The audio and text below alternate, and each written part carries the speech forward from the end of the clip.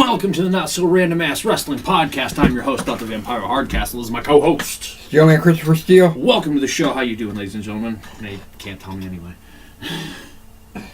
Don't matter. We don't have any viewers. All right, tell us in the comments if you are viewing. Probably be a short. Yep, basically gonna go over Super Showdown. Maybe do a couple of picks.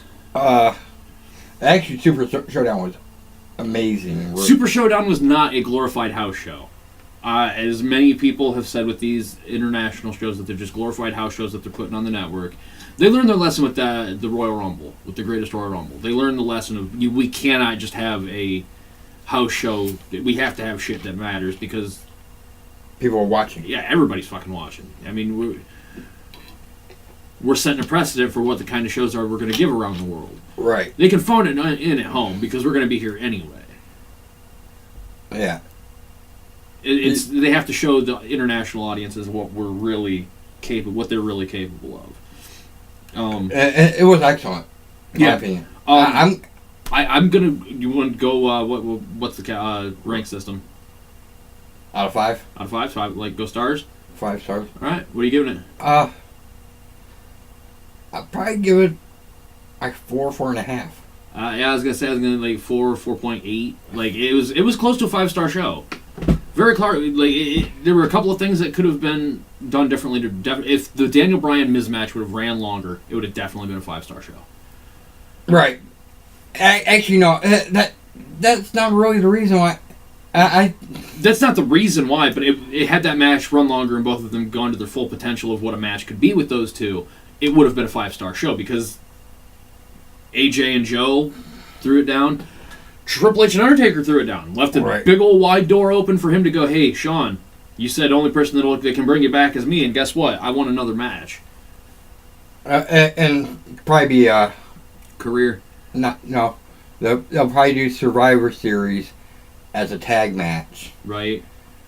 With Triple H and Sean versus Undertaker and Kane. Well, yeah. I hope they do a classic Survivor Series match with them and do DX and they pick 2 other people they could be from either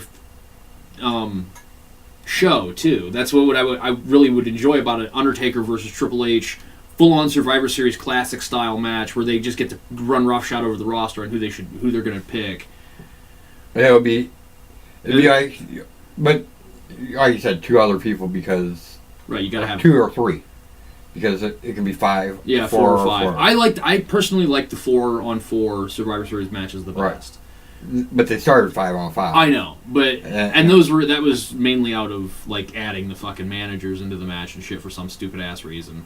Like, why the hell was Jimmy Hart a part of a Survivor Series team? That made no sense to me. I'm like, yeah, it's the Hart family. He should have picked.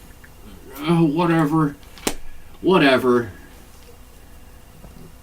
I know Jimmy was a wrestler at a certain point, but no.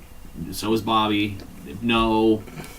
Yeah, but everybody likes to get their hands on Bobby because Bobby was a weasel. Right. There's 2 heel managers that I can flat out say would not hesitate to take bumps for people. Bobby Heenan and Jim Cornette. Like, they would take an ass whooping, you know. Jim Cornette's the only manager I know of that frickin' has fallen off a scaffold. That's something, man. All right, so great show. Excellent show. I don't think the match needed to be longer between Daniel Bryan and The Miz. No, because it didn't need to be. I thought it would have pushed it to a 5-star match had they been able to open up. And I personally think that ending was a mistake. I really, really do.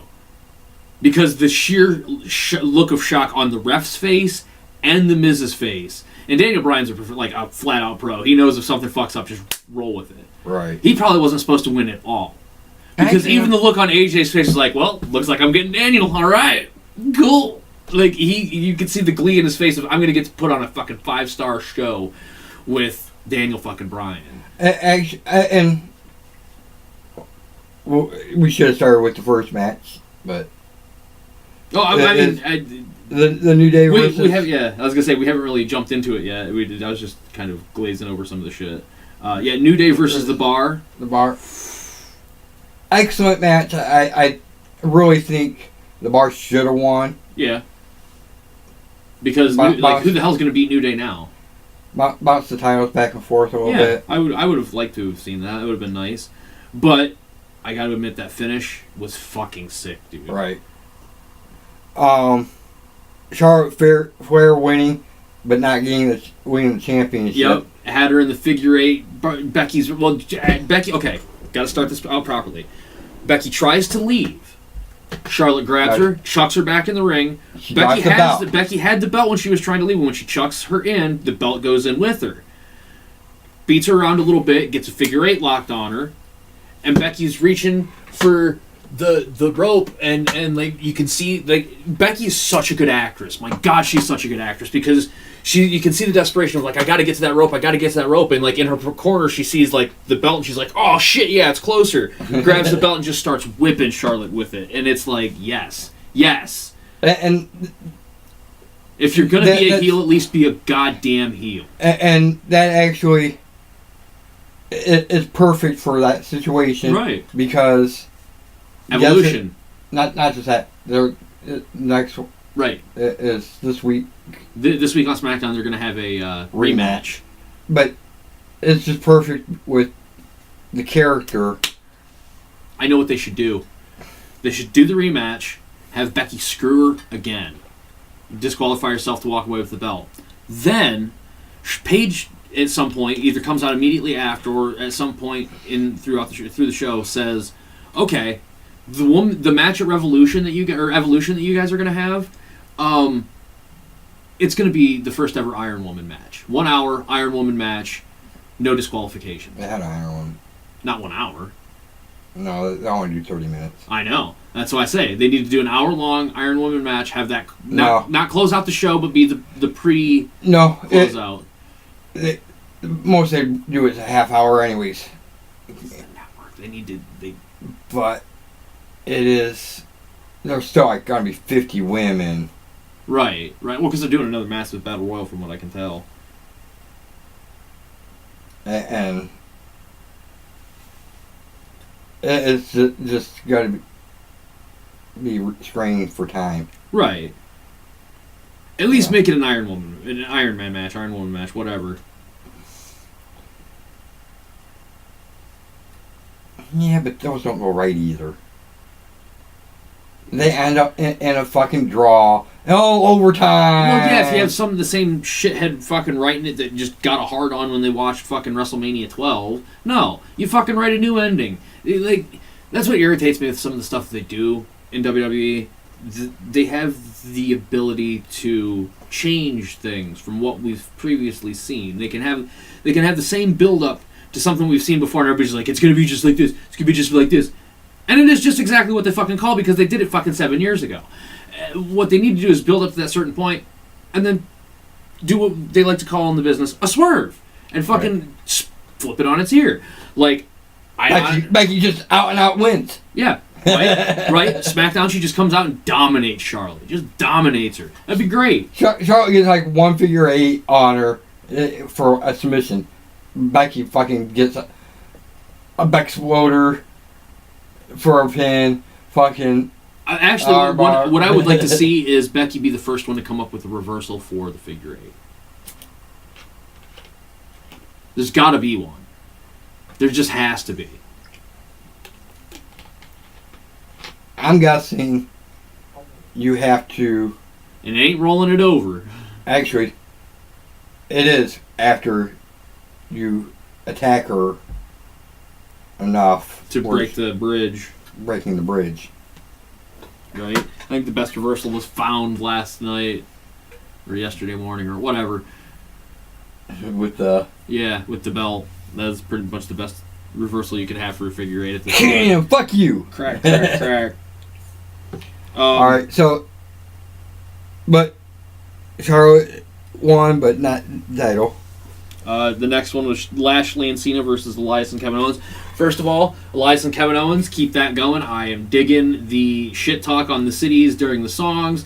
It is hilarious. I am a fan. That's one of the... Actually, was one of the downfalls of the show. With that match in general? Yeah.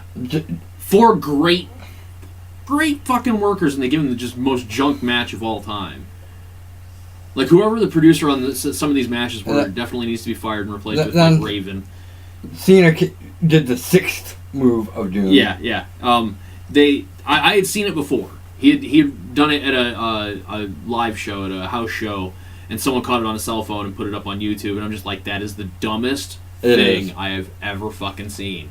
But I was like, I'll give it the benefit of the doubt. I haven't got to see it with their production value. It might look fucking different.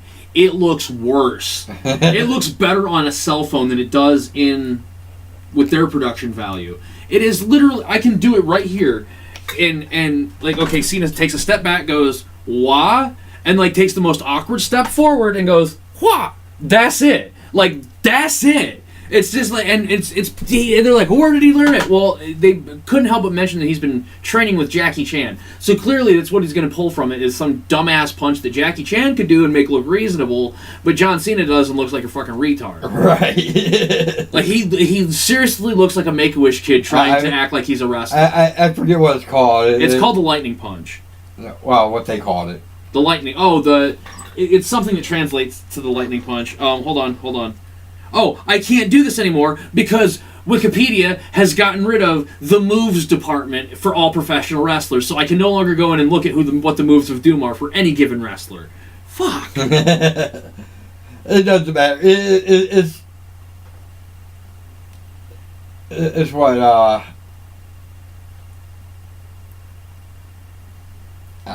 it's a weird name.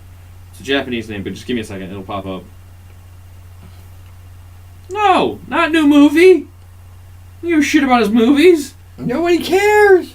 The Doomiest. Oh God, John Cena really wants the new move to be called the Doomiest. I would have actually enjoyed that a lot. I would have enjoyed it a lot more if he had called it the Doomiest instead of whatever the hell it was.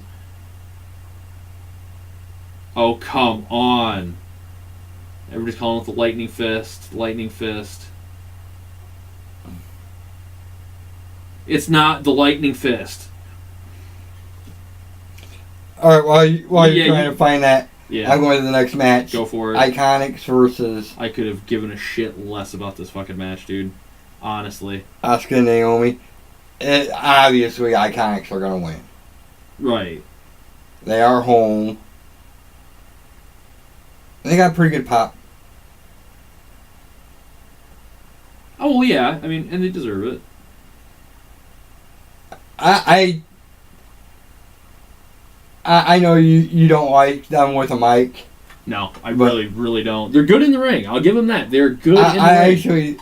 I actually think they're funny as hell. Fucking irritating as all hell, dude. They are, but they get fun. They're funny sometimes.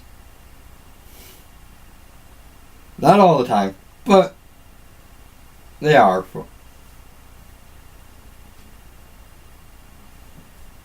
It's alright, so like I said, everything's coming back to Lightning Fist, and that is not what dude called it. No, that is a weird name. Alright, so then we got AJ Styles beating Samoa Joe with a submission. Yeah, that was pretty cool to get him to tap. Samoa Joe put the coquina clutch on him like 3 times. Yeah. The one time he did it, AJ rolled back and started the count. Hopefully looking not to tap out. Which, of course, Joe's going to let go so the count breaks. Right. So, that works. I really, this is a great match just because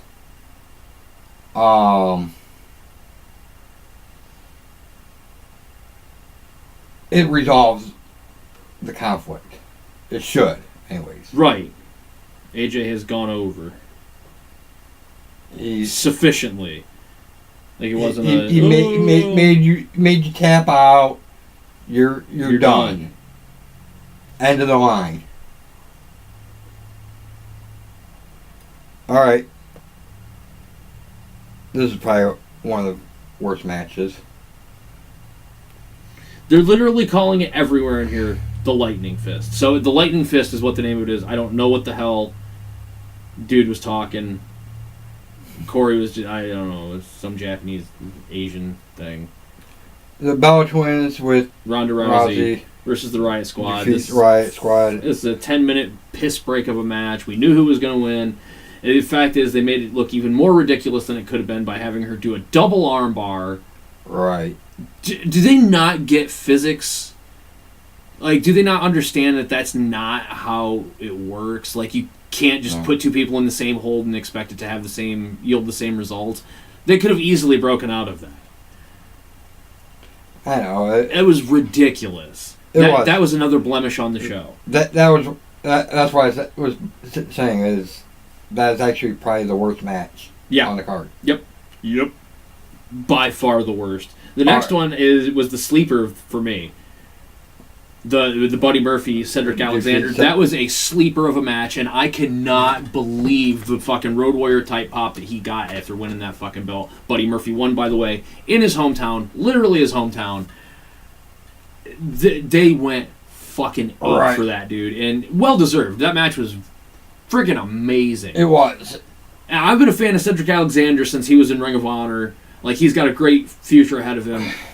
Buddy Murphy just blew my friggin' mind because I knew him from NXT a little while back, and I kind of fell out with NXT, and by the time I came back, he was just gone. I didn't know what the hell happened, and I started seeing his name pop up with 205 Live. I don't watch 205 Live, but I was just like, well, all right, I hope everything's going cool because he was good then. You know, he was good. Wasn't he Blake and Murphy? No, Murphy and Blake and Murphy. Yeah, Wesley Blake was the other one, and I don't think he's in WWE anymore, honestly. Right. I was gonna say, what the hell? Yeah, what the hell happened to him? He's still there. I think he's out with injury. He just came back. He just came back. 205 Live? Yep. Oh, no. He's on NXT. Oh. He didn't move up, huh? No, he was interrogated about being the attacker of Aleister Black, actually. All right. The Shield versus... Oh, my God, dude. This match was so fucking good. Dr. War? Yeah. We're going to keep calling him that. It's fucking sticking. It's going to be like The Bar. Everybody still calls them Cesaro and Sheamus. I'm like, yeah, no, they call themselves The Bar because they're The Bar. Right. All right.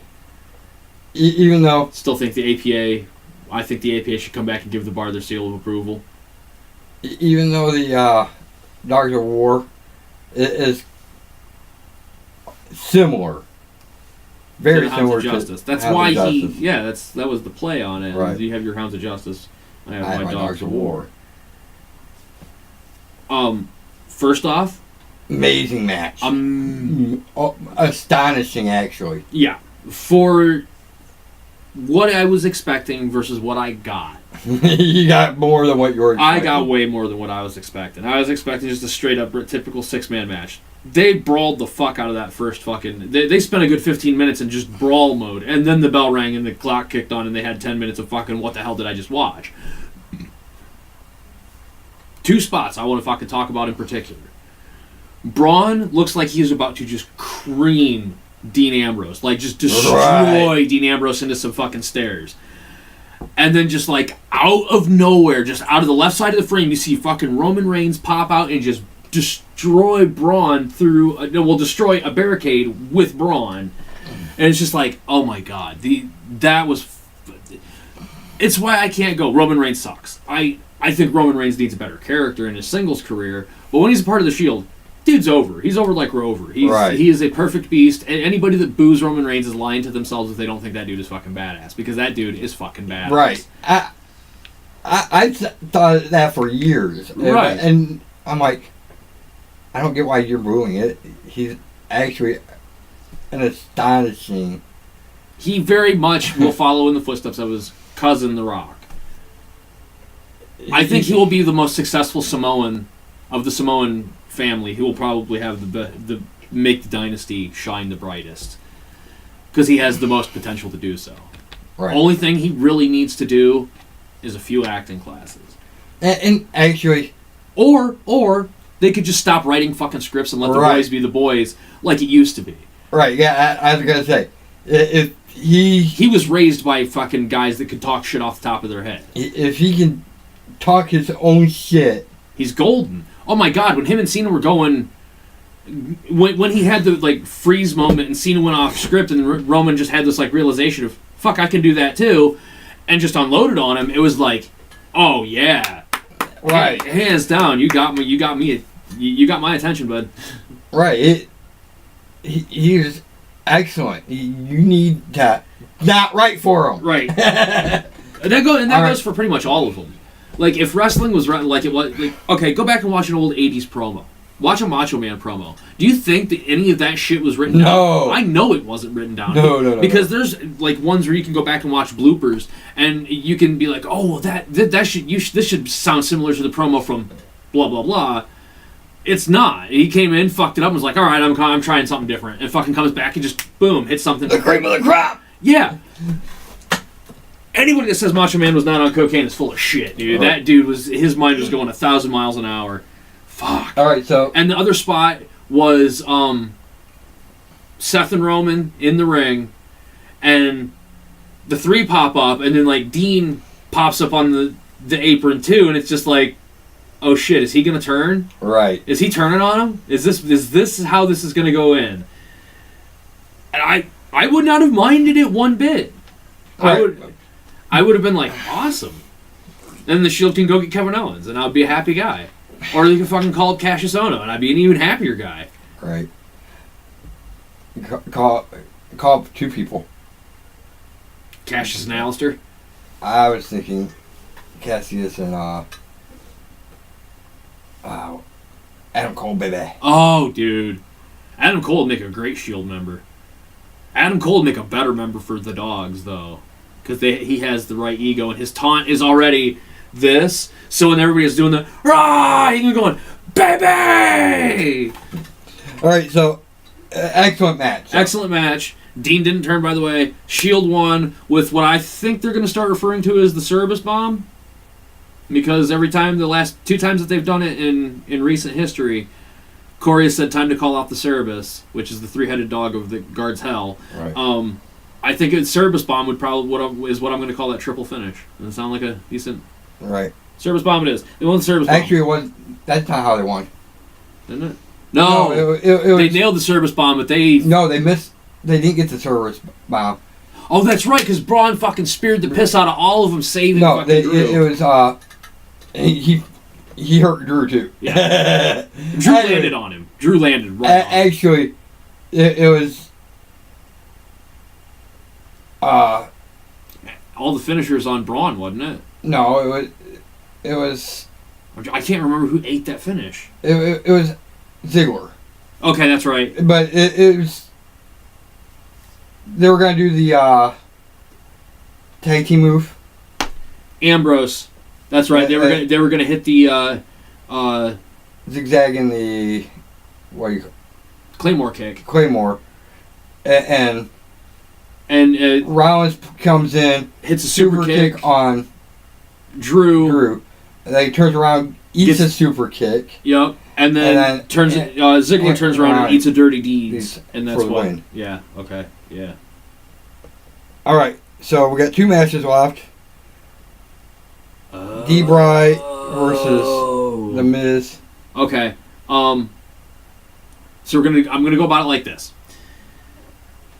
Great match. Now that I've read it in print, I think I see what they were trying to do there. I approve, and I will actually bump it to 5 stars having read this. First of all, Miz hit Daniel Bryan with his own running knee. Right. I gotta say, Miz can do anything Bryan can do and make it look just as good, and take it safely to boot. He did not land on the back of his head like Daniel Bryan always used to. Also, the finish was Miz trying for a skull-crushing finale and Bryan reversing it into a small package for the win. So I'm thinking that just goes to prove that Daniel Bryan has developed a fucking reversal for the skull-crushing finale. Right. And that's why it caught Miz off guard. That's why I don't know why the hell the ref ran away like that, though. I mean, I think that's the main reason I think it was a mistake, because anytime something happens where a count comes up short, the ref is one of the first ones out of the fucking ring because he does not want to catch an ass whooping from one of the boys. Like, that's just how it goes. Because the ref was out of the ring, I think, even before Daniel was out of the ring. Because I think actually their feet might have hit the ground at the same time, because it was 1, 2, 3, and they were both fucking bailing out after that count. Daniel was out. Miz started arguing with the official. He argued with him over the ropes. The ref was out of the ring about the same time Brian was. He stayed behind Brian if you watch it, the ref will stay like right next to and behind Brian, because he knows if fucking Miz gets pissed off enough to try and hit him, Brian will block. Just because it's in Brian's character, both in real life and in his character fucking stats, that he would be like, nah, and fucking get in the way. If they are playing it to where like Miz is basically ineffective against D-Bry, because anytime he goes for the skull crushing finale, he can just whip it into a small package. That's great. Right. That will bump it up to me to a 5, because that's a great piece of storytelling in the overall story of Daniel Bryan and the Miz, which is a long fucking story. It's actually only really bumps it up to 4.5 because of like. Oh yeah. The Ronda Rousey match, that does take a half star off. Just period. Yeah, it would have been 5 had they not had that dumbass double armbar ending. It doesn't work like that, guys. Right. It would have been different if she'd have twisted their arms together and then done it. But to just grabbing an arm individually and like throw your body down and wrap around them, and just like, Rah! It's like, no. Maybe if she'd have like retched around and sunk in like that and kind of did a lift up, it would have been more believable. But to just kind of like push out is just like, their arms are just going like, they're crossed. And she was falling. No. It doesn't matter. The physics of that just don't work out. But yes, Miz will be taking on AJ Styles. No. Daniel Bryan. Daniel Bryan will be taking on AJ Styles at Crown Jewel. And this is where this confused me here for a minute. Right. Because they cut it right. Almost immediately they cut a promo afterwards talking about Crown Jewel. Crown Jewel. They showed the Miz, the graphic for Miz and the triple threat. The triple threat. Then they showed the Daniel Bryan, Austin, or AJ Styles. I keep wanting to call him Austin Aries for some fucking reason. And then like right after this, they pop up a graphic of Bayley and Charlotte, Becky and Charlotte having a rematch. I'm like, what? At Crown Jewel? Wait, what? And then you like look at the bottom of the screen and it says SmackDown. It's like, oh, okay. That makes sense. Because that don't make sense. They're not going to be No. And see, that's confusing to me as well. Like, dude, that's going to be... I'm only going to be able to come here to watch one of these fucking shows. And I don't know which one of those I want to fucking see here. Probably Evolution, because... It's on a Sunday? Yeah, and the other one would probably be in the middle of the day. Friday. Middle of the day, in the middle of the fucking week, no less. That's Friday. Is it Friday? Yes, the 2nd. Yeah. So... But it's the 2nd in fucking Saudi Arabia, so it'll be like probably late Thursday night for us. We'll probably be getting it. It'll be like noon. Oh, okay. Like last time. Oh yeah, that's right. It was about noon. As a wrestling fan, it feels really weird to be watching wrestling in the middle of the day and it'd be live. Right. I'm just like, this is really unsettling. Or to be like constantly checking back while I'm at work, just like, well then yeah, I'll move that load. Yep. Yeah, it is a little weird. Yeah, strange. Even like, I can't believe this is actually running this long. Right. Even what was it? SummerSlam? It was in the UK. Oh yeah, yep. But that was pre-taped. They aired that here on Sunday night. They waited until Sunday night. Yeah. Alright, and the final match was Triple H with Shawn Michaels versus... Okay, which I know you're going to consider it the match of the night. I'm going to consider it the match of the night. It's tough, because... This was literally... They even say it in the commentary. Two old gunfighters at war with one another. Like, Actually, it's 4. Right. Well, no. It was two gunfighters having a duel, and each of them had a sideman. And Triple H, right off the rip, Triple H basically like, it's no disqualification. This is no DQ now. And even the Undertaker's like, what? You what the fuck fucking prick. What the fuck is this shit? I never agreed to that. Right. He had a look like that. Yeah. I just like that. Just eyes dart to fucking JoJo, like, what? And then over to Hunter, like, you bastard.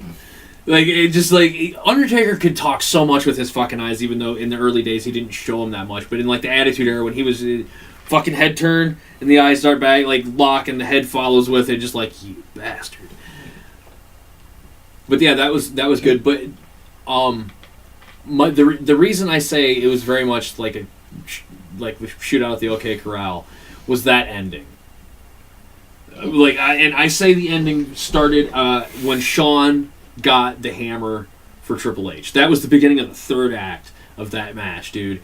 Because it was like they both stood up, they both had their weapons, they both had the weapon of choice, and Triple H just blasts right through that chair, and just smokes Taker. It looked so good.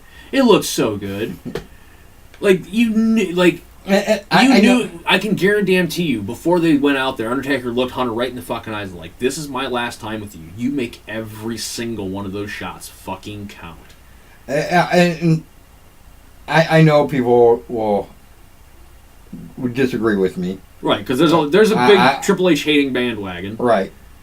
But Triple H is actually amazing. Yeah. and matches like this show how amazing he really is. Because, yeah. But, it didn't end... Like, I was seriously expecting Undertaker to like, focus on Shawn for a good portion of it. And there was just, like, that 15-second burst of him just like, you're next, dude. And, like, chases him into the ring, and Triple H hits him with the pedigree, 1-2-0. Super kick, 1-2-0. Super kick into pedigree, 1-2-3. And it's like, yeah, that's how you end a war that has been it's 20 years. That's a 20-year fucking war. More than. Because you know that the war actually started with Shawn and Taker. Right. And Triple H just carried that flame forward. Right, and... With the DX thing, when DX went hunting for Undertaker, that's when it really started. That was like 98. Yeah, it's been 20 fucking years of war between Undertaker and DX. And Kane. Undertaker, Kane. And DX. Yeah. Well, the Kane thing, you can kind of shift back and forth on, because Kane has teamed with Triple H quite a bit. Kane and Triple H have quite the respect for one another. It is because, out of character, Triple H understands that Kane is a fucking genius, and Kane understands that Triple H is also a fucking genius. Right. There's this mutual respect for the genius of each other. And I sound like I'm on both knees sucking them both off. It's fucking true. Watch an interview out of character with either of them, especially Kane. You can find a bunch with Glenn Jacobs talking outside of wrestling, other very, very over my head shit, where I was like literally like going, okay, I gotta Google what the fuck that means.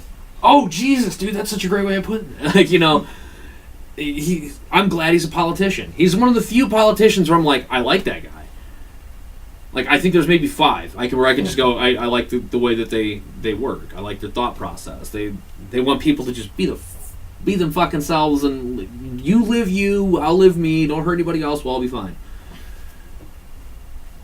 But very end, everybody does they do another Montreal, or not Montreal, Madison Square Garden. They do another curtain call incident. They hug it out, basically. Everybody raises everybody's hands, and it's all hunky-dory. Apparently. Oh, it's all going hunky-dory, and everybody's, oh, yeah, we're buddies, and the hands come down. And I felt kind of weird for a second there, because, like, Triple H is holding on to everybody's hands, like, super tight, like, I really don't want to let go. I really don't want to what's going to happen next to happen next. Please, no. And, like, as soon as the hands were let go, the brothers just, boom. I was expecting double choke slams. Not double choke slams. It is fucking Kane blasts Shawn right in the face. Hunter catches a fucking tombstone. Oh. Shawn catches one too. And pretty much sets up for like Survivor Series, Royal Rumble, WrestleMania. The next three big shows, the three big pay-per-views, I think they'll have something at each of them. All right, now for wrestling picks, I got an idea. I want to steer away from dream match picks this time. I want to say this first with D-Bry versus AJ. Yes. I'm kind of picking D-Bry, and I have a long build up to Miz and D-Bry at Mania for the championship. I would like that. I would like that very much. I was thinking we can make this, since this entire episode, I came up with this idea about 4 minutes ago.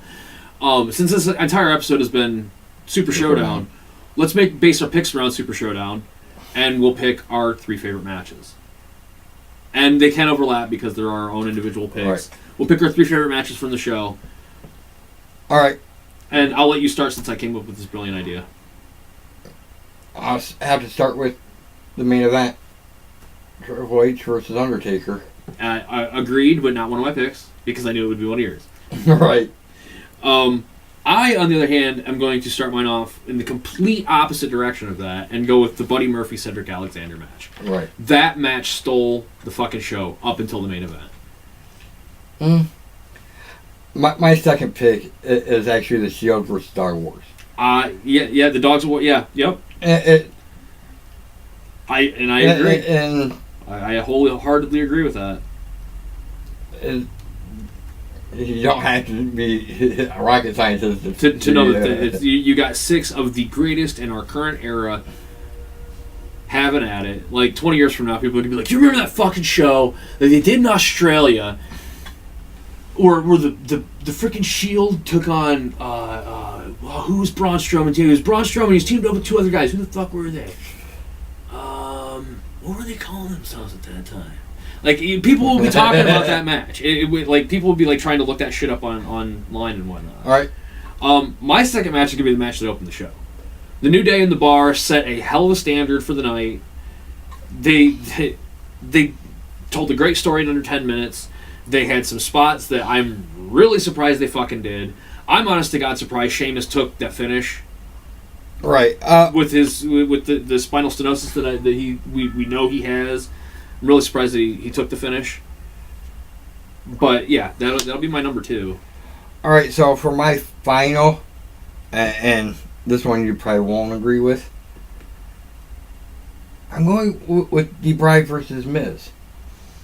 Having read the readout of how it went, like, because I saw him go for the skull crushing finale and like look down because I was like, oh yeah, he's gonna hit it and D-Bry's gonna kick out, and then I heard 1, 2, and by the time I look up, I noticed he's in a small package, so I didn't see D-Bry reverse it. Had I seen that, I wouldn't have been like, well, this is fucking bullshit, because when they showed the replay, they just showed the count. They didn't show the setup to the count. Like, WWE needs like people like us as producers, because we're from the current generation of wrestling fans. We multitask. We're not just watching the fucking show. We're watching the show and bullshitting with people on our phone or playing a game at the same time. So if you're going to show a replay of something, show the whole fucking build-up to it. Like, I don't mean like the whole 5 minutes, but show me like the move leading into... But it's at the wrong time. Yeah. They show like the whole build-up to something that had no relevance to what the hell the fall was going to be. Right. I don't disagree with any of those, honestly. And I just knew that I would... I just knew I would highly enjoyed it. And I know it's like the shortest match of the night. Yeah. Yep. But that makes sense. They had such a long match at SummerSlam. Right. To go short like that. With a surprise ending, no less. Right. With like a reversal of a finisher generally doesn't end a match. A reversal of a finisher generally gets a 2 count, and then the match continues and they hit their finish and it's done. It set a new precedent for modern wrestling. Like, it's not the bad guy winning with the quick pin. Like, that. It's The underdog and the bad guys are the only ones that are supposed to win with the quick pin. Daniel Bryan's always been an underdog. Daniel Bryan, when he came, since he has come back, is by no means a fucking underdog. Everybody in that damn arena understands that he is one of the best, and would have continued wrestling. And like, we know, so he's not an underdog to us. So for him to win the match like that is like a full-fledged face, one clean with a reversed finisher, into a small package. Did I hit my head and wake up in 1970? Like, what the fuck? Wrestling hasn't been, like, you haven't been able to see stuff like that in a long time. And really, that was probably the swerve of the night. Yeah, and it was, yeah. Yeah, having, as I said, having read it, transcripted out, yeah, that's why it would have pushed it to 5 stars had the Ronda Rousey match made fucking more sense. Or than I have it. Or not have it at all. Or just have Ronda Rousey had defend against Ruby Riott in a singles match with each group in their corner. That would have been even fucking better because Ruby Riott would have been able to teach Ronda a few damn things. Again, this time for the championship, right? Because they just had a match Monday, right? And it fucking Ruby Riott made Ronda Rousey look fucking amazing. Because Ruby Riott is A fucking professional, and B, a ring general. She's a female ring general. Right. She is one I'm positive you could whip a fucking broomstick into the ring with, and she would have a match, and the broom would go over, and I would believe it. My final pick of the night will be Charlotte and Becky, because again, the ending is fucking genius, dude. Right. The acting from Becky is what actually put it over for me. Becky's like, oh god, I gotta escape, and then spotting of the belt and the hit. It was perfect. Perfectly done.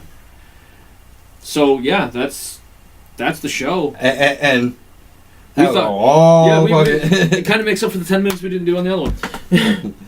All right, so until next time, like, share, subscribe, comment. Tell your friends. Tell your enemies. Tell your frenemies. To like, share, comment. Hit the notification bell and all the other shit we were talking about. And until next time, ring the bell and keep it not so random. Peace!